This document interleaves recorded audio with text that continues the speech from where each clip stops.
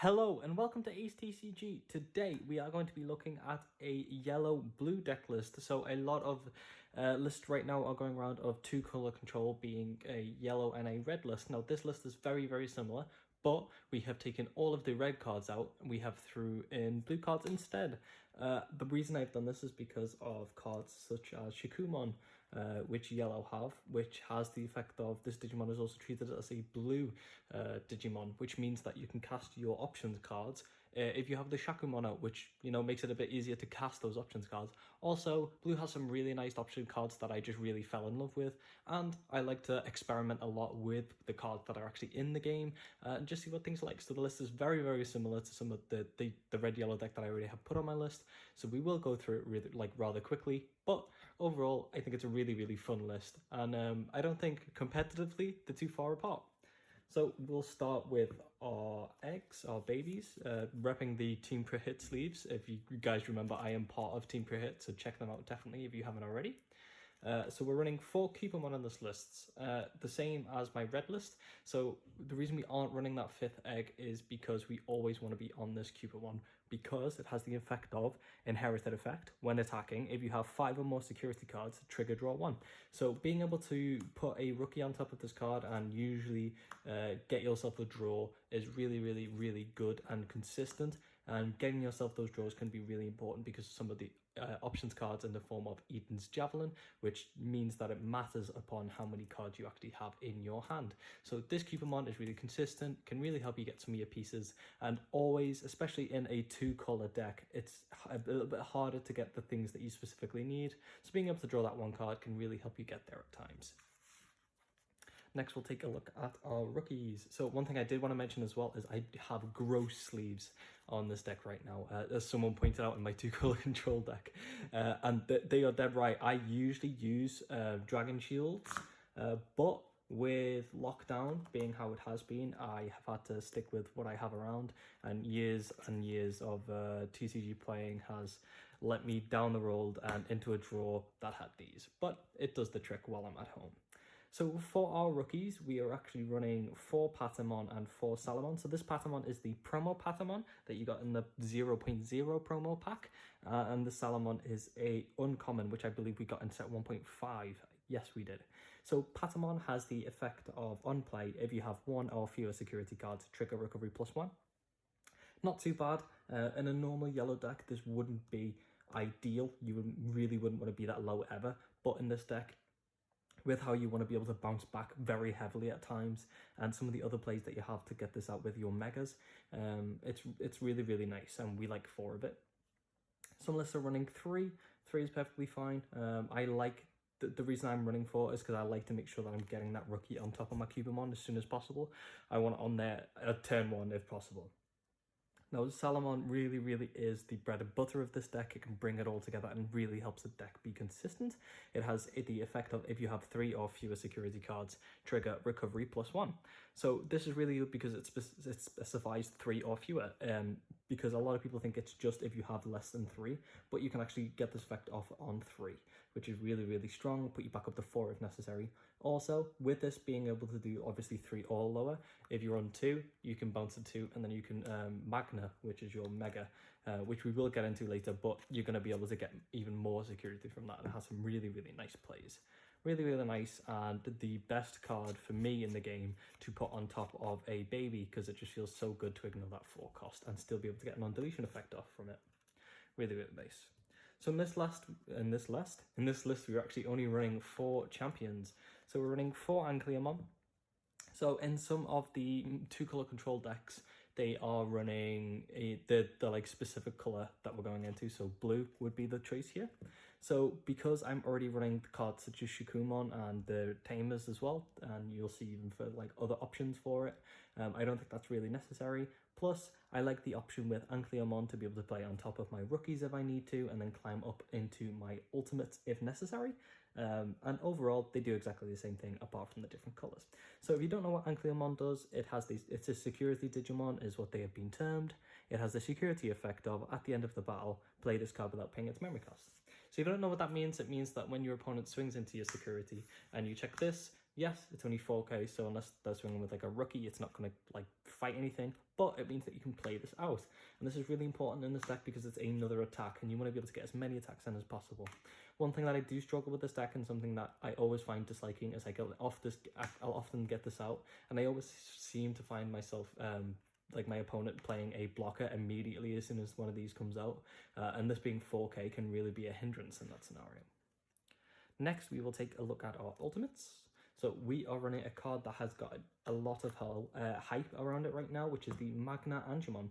So I loved this card in set 1, and I was exclusive to yellow in set 1 for the Digimon TCG. I really, really loved it, and I knew that some of the cards coming out were going to be like exceptionally good because of some of the Japanese scenes that we'd seen, and I wanted to invest in it. Luckily, I managed to pick 4 of these up when the price was low in set 1 because no one wanted to play yellow because it sucked. But yeah, it's a really nice card. It is a 7 cost with a digivolve cost of 3, DP power of 6000, which is definitely low on the ultimate side, but it has the on-play effect of trigger recovery +1. So the reason that this hasn't really been given such like esteem behind it, or there hasn't been many like people talking about this, because giving your opponent so much memory to play a mon that has an on-play effect, it's hard. And a lot of the on-play effects in this deck are ones that you would have to use in set 1, and other reasons as well why yellow was a bit behind in set 1 too, because it had such high cost ultimates that relied on being on-play effects and didn't get anything for being the digivolve. But in this deck, you don't mind giving your opponent that security. You actually, not security, the memory. You actually kind of want to do that in the hopes that they'll play something that you can remove. And gaining that recovery really, really fits into what the deck relies on. It also has an inherited effect of this Digimon gets plus 1000 DP for every 3 security cards that you have, which is just a nice little bonus and actually does come in handy with some of our megas. Next, we are running 3 Mistymon. Mistymon is a really, really nice card in this deck. It is a 7 cost, again, relying on that on-play effect. It has a 7000 DP, which is normal for an ultimate, and it has the on-play effect of 2 of your opponent's Digimon get minus 3000 DP for the turn. So this is really, really nice to be able to remove your opponent's rookies, or to be able to on-play if you have a lot of memory, to minus something, and then you can remove it with an options card if it's still your turn. One thing to note with this card is you have to choose 2 separate targets. You can't actually choose 1 target. This is a question that's been going around the community quite a lot, is, oh, can I remove like a 6 cost card? So does that mean I can just remove a blocker with this? No, you cannot, unfortunately. That would have been amazing. Maybe a bit too strong for yellow, especially with all the support that it's actually getting. So this is the card that I was talking about before, Shakumon. Shakumon, it's pronounced differently throughout the entire community, but I love this card. This card is at 8 play cost, which you don't really want to do, because it has the digivolve cost of either on yellow or blue. Oh, 3, which is nice. It has a DP power of 7000, which is normal for an ultimate. And it has the effects of, during your turn, this Digimon is also treated as a blue, as I mentioned before. That's really fantastic in this deck, because you want to be able to cast your options card, because we're running blue options cards in this deck. And it has an amazing, amazing effect that everyone always forgets, that so many times my opponents have forgotten about this. It has the opponent's turn effect of all of your opponent's Digimon with no Digivolution cards gain security attack -1. So this is really good against Rookie Rush. It forces them to have to try and climb up. It's really good just against a lot of things that if your opponent's gone wide, again, you force your opponent to have to do things that they can't actually win the game straight off the bat. Of course, you have to be wary of removal cards, but overall, it's a really, really nice card. It really, really can come in clutch at times, and you're like digging and digging and trying to get to it. So now we'll look at our megas. So we're actually going to start a little bit backwards, because I want to also talk about Seraphimon and how it links with the ultimates. So this is Seraphimon. This is a card, again, from set 1. And another card that didn't really, people really, really downplayed this card. And sometimes forget how powerful it actually can come in clutch.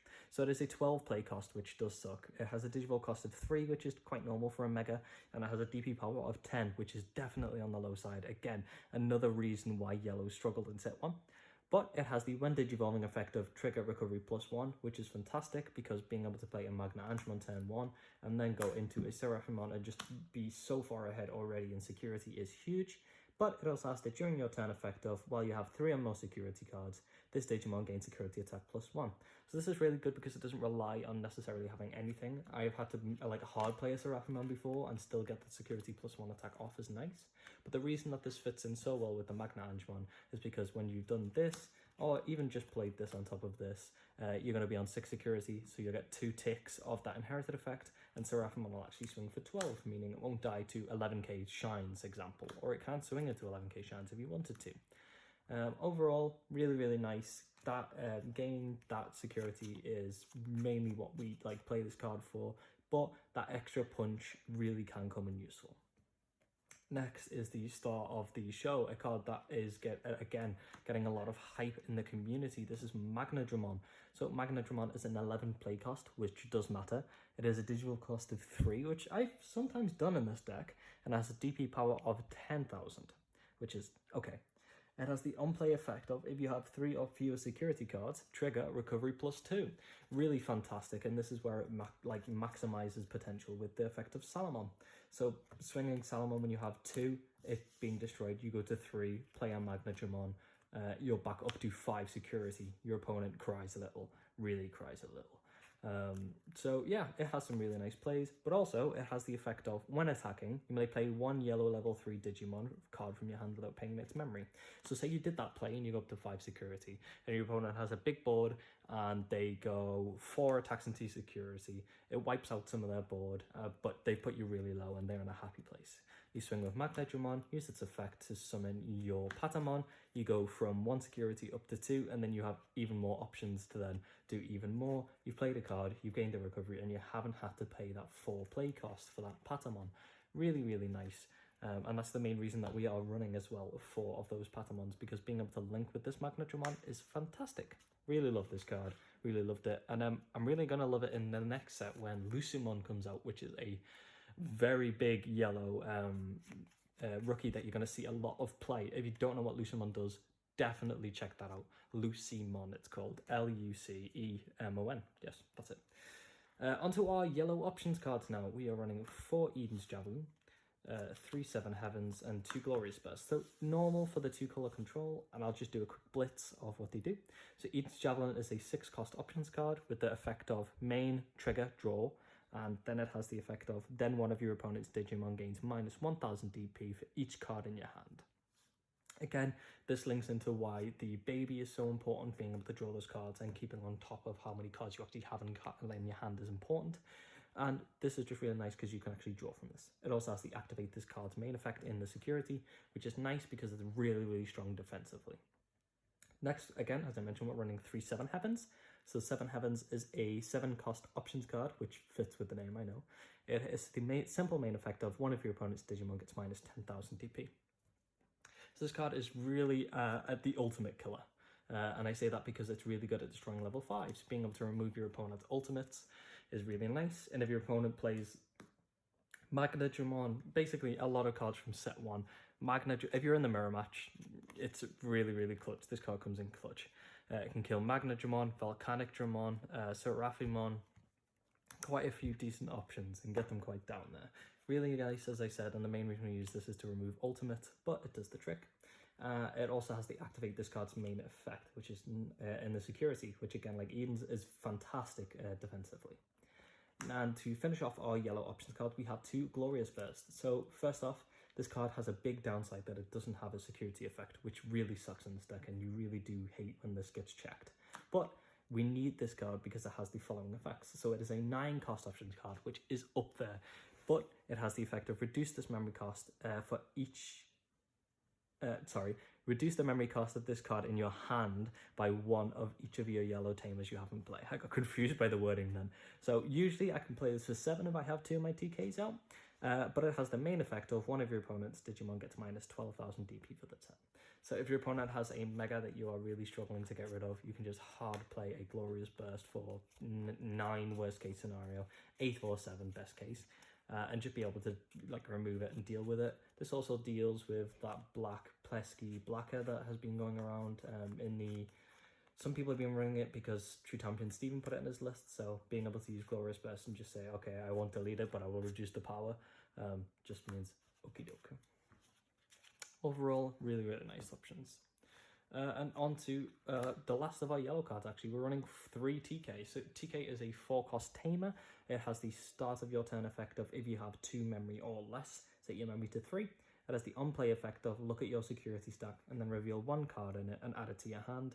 If that card's a yellow card, trigger recovery +1. So this is a really, really nice card because it helps you get pieces in your hand early and can really do bits. One thing to worry about this card is if you get this in your security when you have 1 or even 2 security left and they're both blue cards, you have to take 1 and you can't recover. So you effectively self-damage to play out a thing. Like, it has lost me a game in a tournament before. But you can't be afraid of that just because of how consistent this card can actually be and how it adds to your consistency. Now onto our blue cards, well, our specific blue cards. We'll start with our tamers. We're actually running 3 Math Ishida. So Math is a 2-cost tamer from the trial deck for blue. It has the start of your turn effect of if your opponent has a Digimon with no Digivolution cards, gain 1 memory. So I really, really like this card, and when playing it, it felt so much better than the red Kai. I think is it Kai? Kai. I'm gonna stick with Kai. It's really nice, and it just feels really good. It also has the security effect of play this Digimon without paying its memory, which is, again, fantastic, just being able to play a card for free. But the main reason we're running these is so that you can cast your blue cards, your blue options cards, that being. Next, we are running 4 Cocytus Breath. So in the red-yellow deck, they are running... completely forgot his name. Gaia Force, there we go. They run 4 Gaia Force, being a huge options removal card, because getting that in your security is really, really strong and can just mean you can move anything. So this is blue's equivalent to that in this game in their trial deck, which is a little bit worse, but it still does the trick a lot of the time. So it's a 7-cost option with the main effect of return one of your opponent's Digimon to its owner's hand. Trash all Digivolution cards of that Digimon. It also has security effect, activate this card's main. So a lot of people just think, oh, you're just adding it to hand, it's going to come back eventually anyway. True, and that can be the case, and it can actually be quite annoying, and it's nowhere near as good as Gaia Force, because Gaia Force is extremely OP and very simple. But defensively, this card is fantastic. It stops your opponent from doing things a lot of the time. Whenever I get this, I really feel good in my security. Plus, like, even though I'm adding a card back to hand, it's usually on top of a big stack. So yes, they're getting a card back to hand, but unless they have a way to play that card straight back out, I'm not really too bothered most of the time. And 95% of the time, this card is fantastic. But there is that 5% where you go, I wish this was Gaia Force. And to finish off our list, I'm running, again, another main reason to why I really, really like blue is I'm running 2 Kaiser Nail. So Kaiser Nail is a 4-cost options card, and it has the effects of choose a Digimon, Digivolution card placed under one of your Digimon, and play it as another Digimon without paying its memory cost. It also has the security effect of activate this card's main. So I talked a lot before about what some fantastic plays are in this deck. You play a Magna Angemon, and then you go into Seraphimon, and you've gained 2 recovery from that. And then instead of having to then do other things, you can actually Kaiser Nail and get the Magna Angemon out again. This card states place, play the card instead of like move it. So you actually play the Magna Angemon back out, so you get an additional recovery as well as a body for 4, instead of having to hard play another Magna Angemon for 7. Really nice, and in those turns where you don't want to give your opponent so much memory, this can be really, really fantastic and punishing your opponent and get even more bodies out. Overall, I really love this card. Sometimes it does miss, and you do get it in your security, and you wish that you didn't, but that is the game, and that's like the options of running tech cards. But yeah, that is our yellow-blue, that is the yellow-blue deck that we have on the channel. I really, really enjoyed playing this deck in tournaments. I didn't do good with it. I bricked quite a lot, or my opponent just went blah. I played against Rookie Rush, and I definitely wanted to cry in that scenario. They got like a lot of their 4000 DP 2-cost rookies out, which definitely stinks against this deck and really, really hurts. But overall, it came down to a lot of security too. Really, really fun deck, and I think with someone who masters this deck, it can really like put it into the meta right now. If you've enjoyed the video, please help me by letting me do that shameless content begging. Please like and subscribe. But more importantly, I hope you have a fantastic day, and thanks for supporting me. Thanks.